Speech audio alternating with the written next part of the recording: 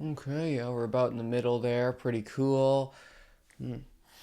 Forgot to put deodorant on, but all good. Doesn't matter. Y'all can't smell me. Got a pretty serious topic today, not gonna lie. So yeah. Hair game is hair is hair, and yeah, I got my water bottle. If I get thirsty, which I'm gonna take a sip right now because I'm kind of thirsty.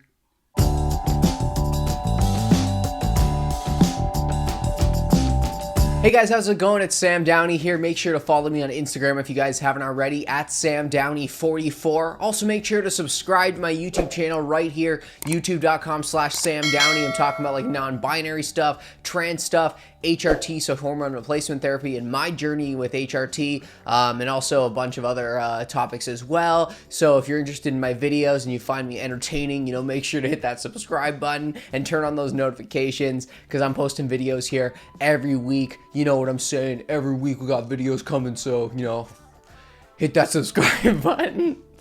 So today it's going to be kind of a serious topic. I do get a lot of, people message me on Instagram, comment here, kind of just like haters and like people who are kind of like transphobic, and they'll say stuff like, oh, like, how did you get HRT? Like, non-binary people don't have gender dysphoria. Like, how did you do that? Like, what is this? Like, why am I paying for this in my like healthcare? Because, healthcare is free in Canada. But, and it's like, it's kind of confusing to me, but I think there is this misconception that people think that if you're not fully transgender or you want to transition from like male to female or female to male, you don't have gender dysphoria and you don't have any kind of dysphoria at all, which I honestly think is totally wrong, and I'm going to explain why that is totally wrong. So yeah, non-binary people can totally have gender dysphoria, and also sometimes they don't have dysphoria. And what I mean by this is some non-binary people, including myself, will pursue medically transitioning. So for example, surgeries or hormones. And then some non-binary people are actually satisfied with their bodies in general, and they only just identify as non-binary, but they're not looking to medically transition in any way, which is 100% valid. Like, don't get me wrong, you can totally do that. That is 100% valid. You do not need a medically transition to identify as non-binary or any gender like that. Like, that is not like a requirement. And I feel like a lot of people do have this misconception that they think that, if you're trans at all or you identify under the trans umbrella at all, you have to medically transition, which is 100%, not true. Like, no, like, what? That ain't a requirement. The best way to explain non-binary gender dysphoria to you is I'll use me as an example. So for example, I have dysphoria about some of my masculine characteristics, but at the same time, some of the masculine characteristics that I have, I actually do enjoy, right? So I'm not 100% against all of my masculine characteristics. I'm only against some of them. And that's why, when it comes to medically transitioning, I was only really interested in hormone replacement therapy and surgeries and stuff like that, and like gender reassignment. That isn't really a thing for me, but we're gonna get more into that into the video. So why don't we get into some of the things that I like and I don't mind about my body and about like my gender and like my masculine characteristics. So the first thing that I like or I don't mind is my voice. I know for a lot of non-binary people, a lot of trans people, their voice is very dysphoric to them. I've never really had an issue with my voice. I did go to school for radio broadcasting at some point. I'm also a musician and a singer, so when it comes to my voice, I've never really had an issue with it.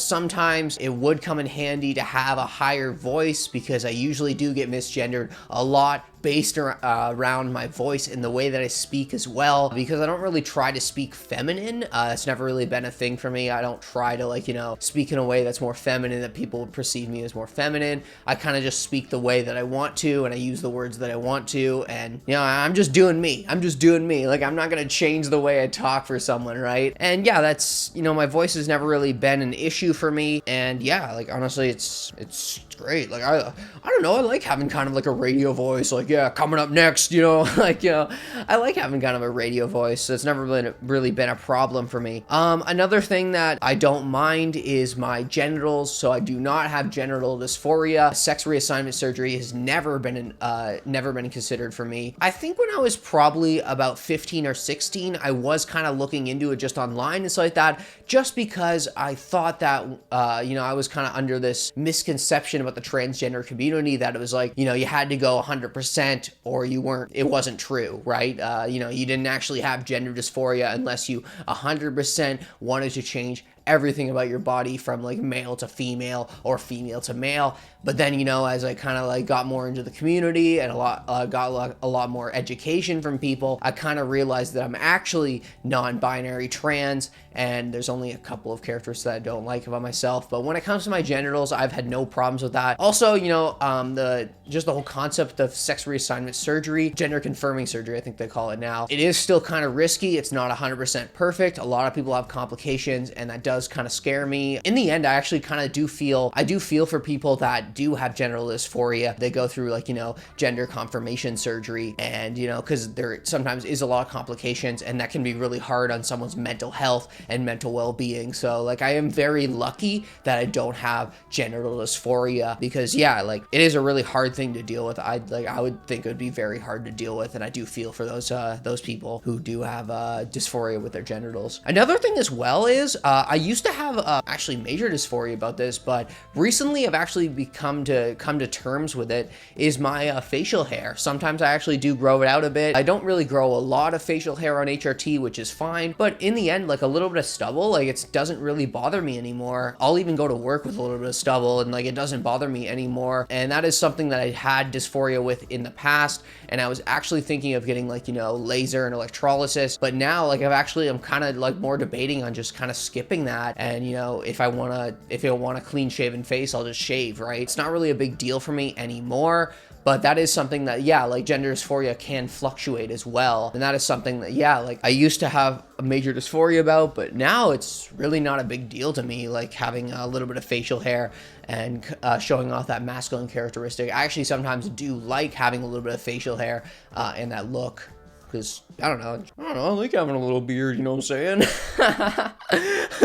Little beard, little mustache, for November. I actually did shave today, but I was rocking kind of like a little mustache for a little bit, a couple of days. So sometimes I do like rocking a little bit of facial hair, and it doesn't really bother me anymore. Let's get into stuff that I do have dysphoria about. These are things that are, I do have a lot of dysphoria about this, and they have actually caused me to have, health complications and health problems in the past, but now that I'm on HRT, it's really helped out with my gender dysphoria. Like honestly, that's why, like, when I say stuff like HRT is a dream come true and stuff like that, it's because it's really helped out with these things. Honestly, we're kind of taking over my life over the past couple of years. I would say since I was like maybe 17, 18 years old, when I started going through more of a male puberty, because I did get puberty a little bit later in life compared to other people. I literally looked like a kid until like grade 12. Like I literally looked like a kid, like kind of had a dropping voice, but not really until like grade 12, when I was like 17 years old, when I hit puberty really.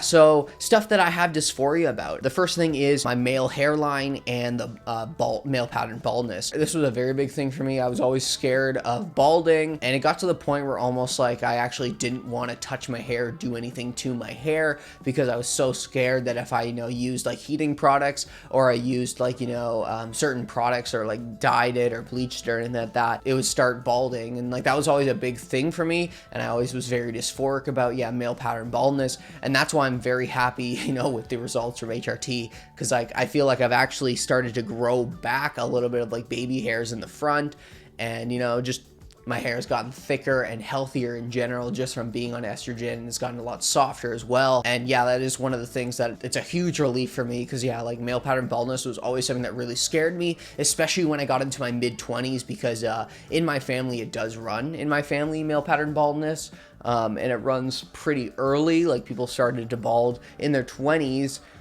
So that was something that I was very dysphoric about and very scared about happening. As you guys know, like I'm a very big hair person. I'm growing out my hair right now. I like having like long locks, you know, like playing on stage, playing bass on stage, like banging my hair, like whipping it around, you know. That's what I like doing, and you know, I didn't want to lose it. I didn't want to lose my hair, yo.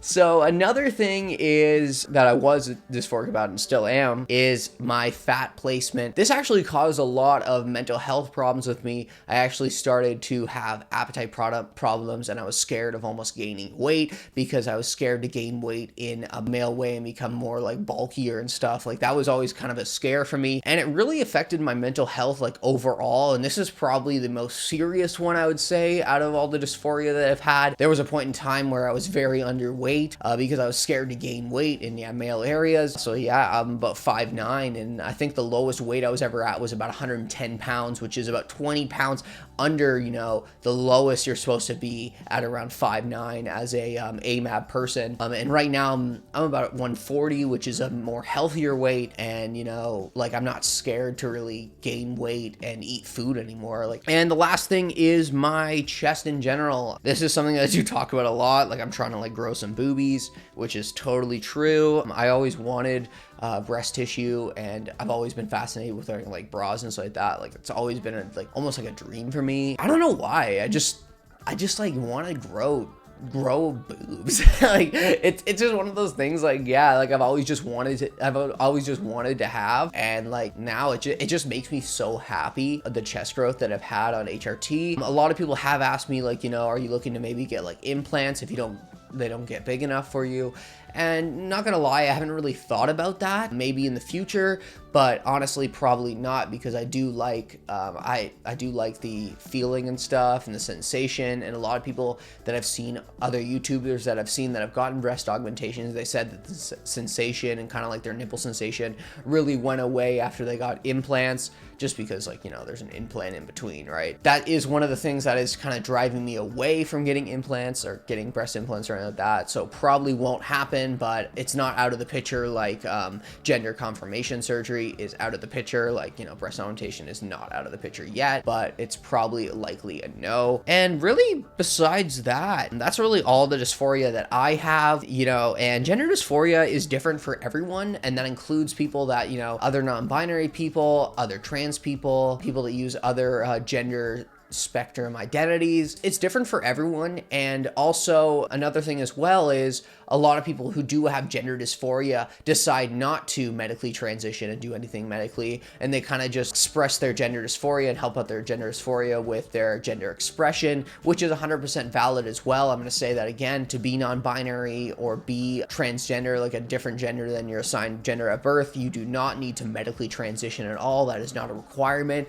A lot of people think that it's a requirement. I've also heard this misconception as well, which is basically some people say, like, you know, transgender means you're going male to female, or you're going female to male 100%, and then non-binary means you're like only doing some things but you're not doing everything, which is, don't get me wrong, it is kind of a true statement, but at the same time it is not true at all, because you don't have to medically transition to be non-binary. And a lot of people think that it's like, oh no, you still got to do something or you're not non-binary, right? But no, like, you do you. That's literally what non-binary is about. Being you. Doing whatever you want without people telling you, like, oh, men can't do that. Oh, women can't do that. It's like, no, you're like, too bad. You're non-binary, so it doesn't even matter, right? You can do whatever you want. Do it. And yeah, that's really about it for this week, guys. Thanks so much for checking out my videos. I really appreciate it. We got past 500 subscribers, which is so crazy, so awesome. We're almost at 1,000 subscribers, guys, so keep on going. I'm gonna have like an awesome kind of cool surprise when we reach 1,000 subscribers, so keep on sharing these videos with your friends. Also in the comments, write if you have any gender dysphoria. What kind of gender dysphoria do you have? What are you dysphoric about? Yeah, write that in the comments. I'd love to read and, you know, learn about other non-binary people's experience with gender dysphoria. Also, if you have any questions for me, feel free to leave them in the comments as well. But yeah, make sure to follow me on Instagram if you haven't already, at SamDowney44. Also, make sure to subscribe to my YouTube channel right here, youtube.com/SamDowney. Also, make sure to turn on those notifications, guys. Ring that bell, ring it. Ring that bell. Yeah, that's about it for this week, guys. Thanks so much for checking out the video, and I'll catch you guys next week. Peace!